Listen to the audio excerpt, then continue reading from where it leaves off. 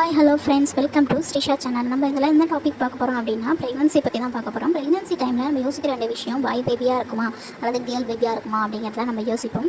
அதில் வந்து எனக்கு என்னென்ன பேபிஸ் பிறந்துச்சு, எனக்கு என்ன 100% வந்து ஒர்க் அவுட் ஆச்சு அப்படிங்கிறத நான் வந்து உங்கள்கிட்ட ஷேர் பண்ணிக்கிறேன். நான் ப்ரெக்னென்ட் டைமில் இருந்தப்போ நான் ஃபஸ்ட்டு பேபிக்கு வந்து சரியாக பார்க்கலாம். நான் அவங்க பிறந்ததுக்கப்புறம் தான் கொஞ்ச நாள் கழித்து பார்த்தேன். செகண்ட் பேபிக்கு ஸ்டார்டிங் ஸ்டேஜே பார்க்க ஆரம்பிச்சிட்டேன்.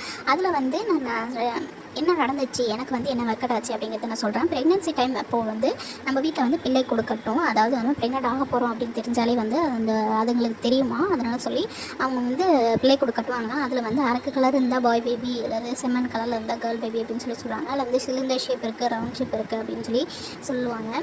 பெரியவங்க சொல்லுவாங்க. நம்ம வீட்டில் அந்த பார்த்துட்டாலும் பெரியவங்க சொல்லிடுவாங்க, உனக்கு வந்து பாய் பேபி இல்லை உனக்கு வந்து கேர்ள் பேபி அப்படின்னு சொல்லி ப்ரெக்னெண்ட்டாக இருக்கும்பொழுதே சொல்லிடுவாங்க.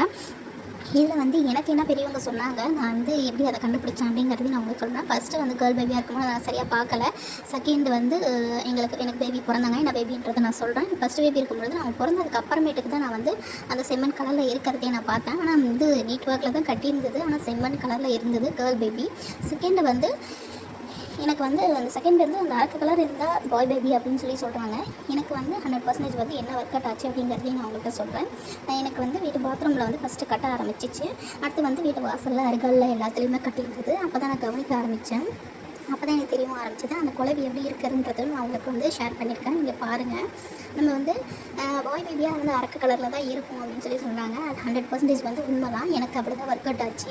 நான் வந்து நிறைய விஷயங்கள் வந்து பெரியவங்க சொல்லும் பொழுது தான் நான் அதை கவனிக்கவே ஆரம்பித்தேன். அப்போ தான் வந்து இந்த குழவி வந்து எங்கள் வீட்டில் வந்து கட்டியிருந்ததை பார்த்துட்டு கொஞ்சம் இப்படி தான் நீட் வாக்கில் தான் கட்டியிருந்தது. அப்போ தான் வந்து எனக்கு சொல்லியிருந்தாங்க, இல்லை உனக்கு பாய் பேபி தான் பிறக்கும் அப்படின்னு சொல்லி. நான் என்னுடைய ஃபோட்டோஸ் வந்து இதில் அப்லோட் பண்ணியிருக்கேன், பாருங்கள். உங்களுக்கே பார்த்தா தெரியும். ஆனால் இது வந்து ரவுண்ட் ஷேப் தான் இருந்தது. ஆனால் எப்படி இருக்குது பாருங்கள், கலர் வந்து ஒரு மாதிரி அழுக்கு கலர் மாதிரி இருக்குது. ஆனால் ரவுண்ட் ஷேப்பில் இருந்தாலும் நீட்டாக தான் கட்டியிருக்குது. அதை வச்சு தான் சொன்னாங்க.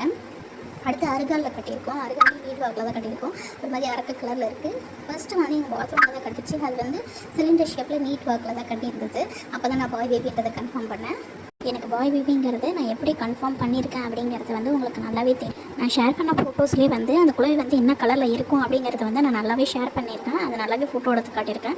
அதை நீங்கள் பாருங்கள். நான் இப்போ ஷேர் பண்ணுறேன். நான் உங்களுக்கு அந்த வீடியோ ஷேர் பண்ணியிருக்கேன், நல்லா பாருங்கள். எங்கள் வீட்டில் தான் அது கட்டியிருக்க பாருங்கள். ஆனால் வந்து ரவுண்ட் ஷேப்பில் தான் இருந்துச்சு. ஆனால் ஒரு மாதிரி அழுக்கு கலரில் இருந்துச்சு. அதே வந்து ரவுண்ட் ஷேப்பில் வந்து இருந்ததுன்னு எங்கள் அம்மாட்ட கேட்டிருந்தப்போ அவங்க சொல்லியிருந்தாங்க, அதில் பச்சை கலர் புழு இருக்குது பாருங்கள். நான் நல்லா உங்களுக்கே தெரியும். நல்லா பார்த்தீங்கன்னா பச்சை கலர் புழு இருந்தால் வந்து பாய் பேபி அப்படின்னு சொன்னாங்க. எல்லோ கலர் புழு வந்து கேர்ள் பேபி அப்படின்னு சொன்னாங்க. அருகாலில் பார்த்தீங்கன்னா நீட்டாக கட்டியிருக்கும். அதுமாதிரி அரை கலரில் தான் கட்டியிருக்கு.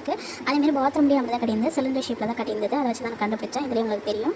நாங்கள் வந்து பாய் பேபி அப்படிங்கிறத கன்ஃபார்ம் பண்ணி நீங்கள் அந்த குழவையும் பார்த்துருப்பீங்க, நல்லாவே தெரியும்.